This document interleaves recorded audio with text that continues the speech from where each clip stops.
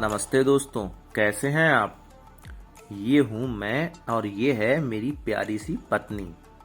आज हम निकल रहे हैं कुछ चीज़ों को शिद्दत से पाने और बहुत कुछ सीखने के सफ़र पर। इस पूरी सीरीज में बात करेंगे खुशी की, आत्मविश्वास की, जुनून की, सुकून की और प्यार की।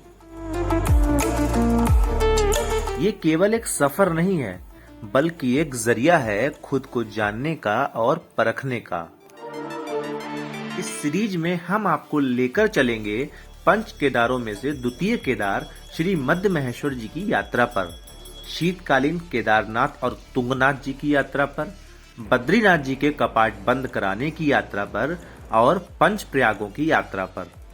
तो चलिए इस खूबसूरत सफर की शुरुआत करते हैं।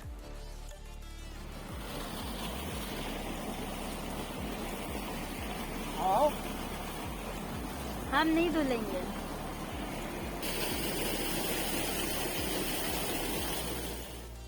हमारे इस सफर की शुरुआत हुई नोएडा से। नोएडा से निकलकर हम दिल्ली मेरठ एक्सप्रेस वे से होते हुए कोटद्वार पहुंचे। रास्ते में हमने खूब मस्ती की।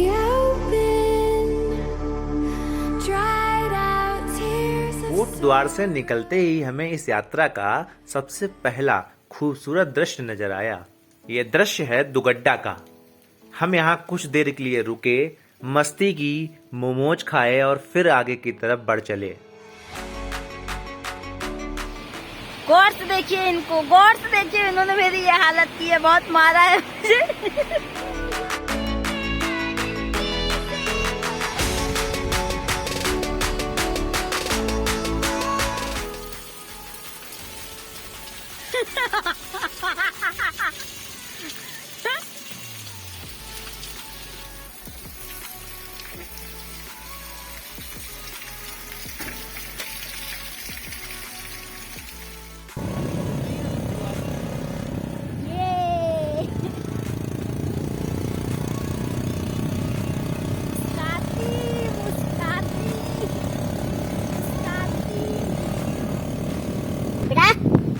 कैसे हो?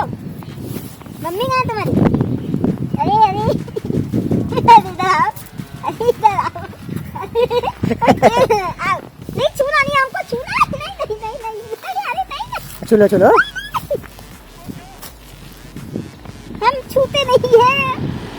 पैर लग रहे हैं नाती। ये हंसी, ये चुलबुलापन और ये बचपना देख रहे हैं आप, इसे कभी भी अपनी लाइफ से जाने मत देना, क्योंकि ये लाइफ की सबसे कीमती चीजों में से एक है। अगर ये सब आपकी लाइफ से जा चुका है तो फटाफट से इसे खोज लाओ, क्योंकि इसके आने से तुम्हारी आधी परेशानियां छूमंतर हो जाएंगी। खैर, यहाँ से चाय की चुस्कियों का मजा लेने के बाद हम आगे की तरफ बढ़ चले।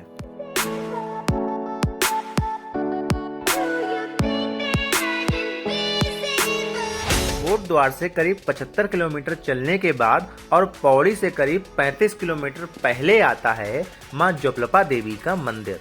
ये मंदिर नायर नदी के किनारे स्थित है। स्कंद पुराण में बताया गया है कि सतयुग में दैत्यराज पुलोम की पुत्री शची ने देवराज इंद्र को पति के रूप में मांगने के लिए यहाँ मां पार्वती की तपस्या की थी, जिसके बाद मां ने ज्योति रूप में दर्शन देकर शची को वरदान दिया। ज्योति रूप में दर्शन देने के कारण इस जगह का नाम जोपलपा पड़ा। नवरात्रि के समय पूरी दुनिया से लोग यहाँ मां का आशीर्वाद लेने के लिए आते हैं। यहाँ रुकने के लिए आपको धर्मशालाएं मिल जाएंगी।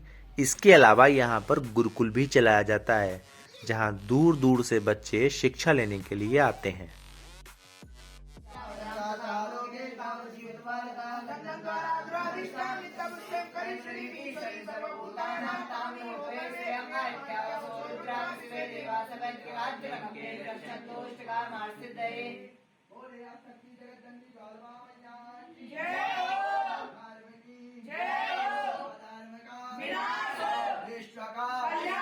समस्त प्राणियों में माता की आनंद कंद श्री कृष्णचंद्र भगवान की।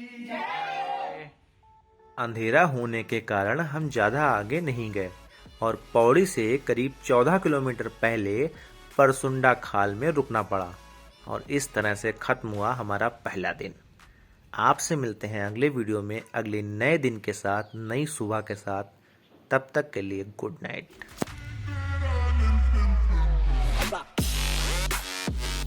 अरे गाड़ी आ रही, उड़ा के चली गई थी ये। क्या तुम